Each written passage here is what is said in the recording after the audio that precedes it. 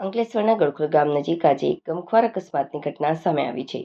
એક બેકાબુ બનેલું ટ્રેક્ટર રસ્તા કિનારે આવેલા વીજ પોલ સાથે ધડાકાભેર અથડાયા બાદ સીધું જ નહેરમાં ખાબક્યું હતું. આ અકસ્માત એટલો જોરદાર હતો કે વીજ પોલ કટકા થઈને તૂટી પડ્યો હતો.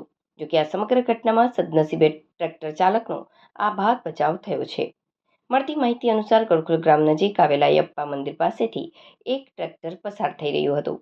આ દરમિયાન અચાનક ટ્રેક્ટર ચાલકે સ્ટીયરિંગ પરથી કાબુ ગુમાવી દીધો હતો.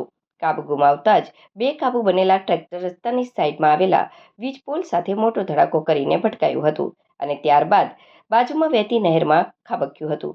ધડાકો સાંભળી સ્થાનિકો દોડી આવ્યા હતા. અકસ્માતનો અવાજ એટલો તીવ્ર હતો કે આસપાસના સ્થાનિક લોકો તાત્કાલિક ઘટના સ્થળે દોડી આવ્યા. નહેરમાં ટ્રેક્ટર ખાબકેલા જોઈને લોકોએ તાત્કાલિક બચાવ કામગીરી શરૂ કરી ચાલકને બહાર કાઢ્યો હતો. સદનસીબે ચાલકને કોઈ ગંભીર ઈજા થઈ ન હતી. ઘટનાની જાણ થતાં જ આસપાસના લોકોના ટોળા ઉમટી પડ્યા હતા.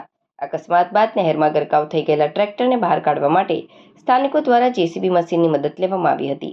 જેસીબી દ્વારા ભારે જહેમત બાદ નહેરમાંથી ટ્રેક્ટરને સફળતાપૂર્વક બહાર કાઢવામાં આવ્યું હતું.